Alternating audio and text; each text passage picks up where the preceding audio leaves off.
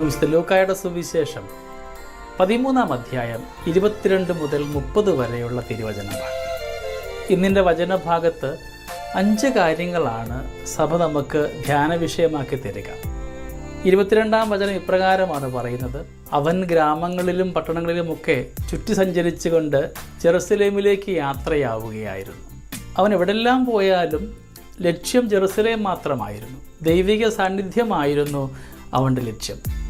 വചനം നമ്മളെ ഇന്ന് ഓർമ്മിപ്പിക്കുന്നത്, നമ്മുടെ ജീവിതത്തിൻ്റെ ഓരോ ഇടങ്ങളിലും നമ്മൾ എവിടെയൊക്കെ ആയിരുന്നാലും, എവിടെല്ലാം അറിഞ്ഞു തിരിഞ്ഞാലും, എവിടെല്ലാം എത്തിപ്പിടിച്ചാലും നിൻ്റെ പാദങ്ങൾ എത്തിച്ചേരേണ്ടത് ദൈവസന്നിധിയിലേക്കാവണം. ജെറുസലേം ദൈവിക സാന്നിധ്യത്തിൻ്റെ ഇടമാണ്.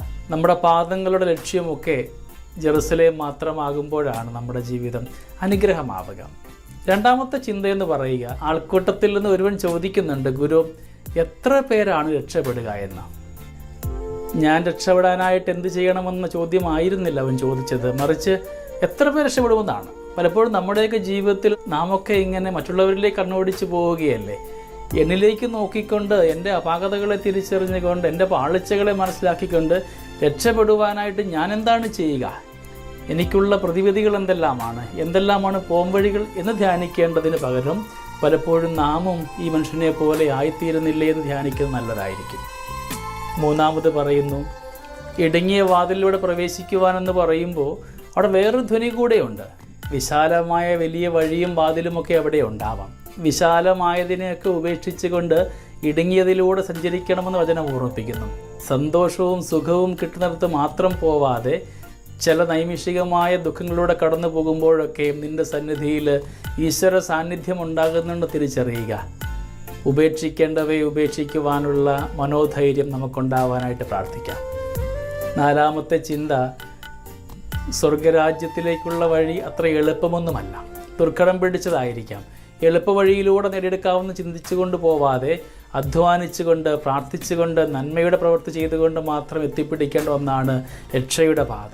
പ്രാർത്ഥനയും പരിത്യാഗവും വ്രതശുദ്ധിയും ഒക്കെയാണ് രക്ഷയിലേക്കുള്ള കുറുക്കു വഴികൾ. അവയെ സ്വീകരിച്ചുകൊണ്ട് രക്ഷപ്പെടുവാനായിട്ട് നമുക്ക് തീരുമാനമെടുക്കാം. അവസാനമായിട്ടൊരു ധ്യാനം കൂടെയുണ്ട്. ചിലർ പറയുന്നുണ്ട് അവിടെ, ഗുരു, ഞങ്ങൾ നിന്നോടൊപ്പം ഭക്ഷിക്കുവാനും പാനം ചെയ്യുവാനും ഒക്കെ ഉണ്ടായിരുന്നു. ഗുരു പറയുന്നു, എനിക്ക് നിങ്ങളെ അറിയുകയില്ല.